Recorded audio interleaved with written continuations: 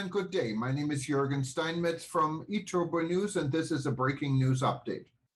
For more news updates and shows, please go to youtube.com/travel news group. youtube.com/travel news group. Here's our update. London Heathrow Airport is alive again. It is fantastic to see the airport coming back to life after 2 years, and I want to thank all Team Heathrow colleagues for working together to serve our passengers. Everyone at Heathrow is doing everything we can to make sure passengers get on their way as smoothly and safely as possible, a more relaxed Heathrow CEO John Holland K said. Following a very weak January and February, passenger numbers in March were the highest since the start of the pandemic, following the government's removal of all travel restrictions, making the UK the first country in the world to do so.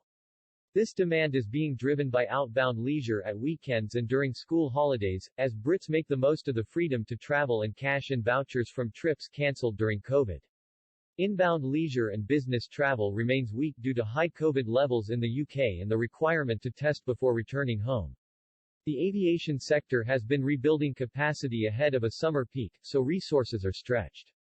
Heathrow is working closely with airlines and ground handlers to make sure this increase in demand can be met while keeping passengers safe. Half of the global markets still require COVID checks including testing, vaccination status, and quarantine, which is causing particular congestion in check-in areas at peak times.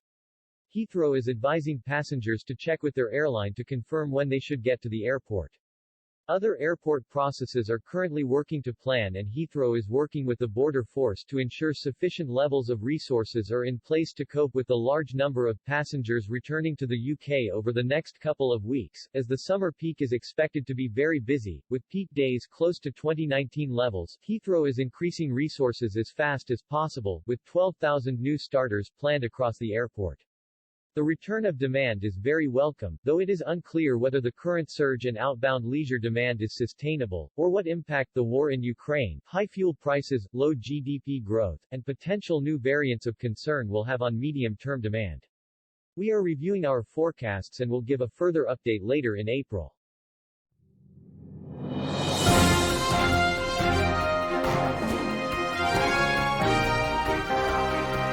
Thank you for listening to our news update. There's more on youtube.com/travel news group, or you can read us, of course, in going to our news portal at eTurboNews.com or travelnews.online.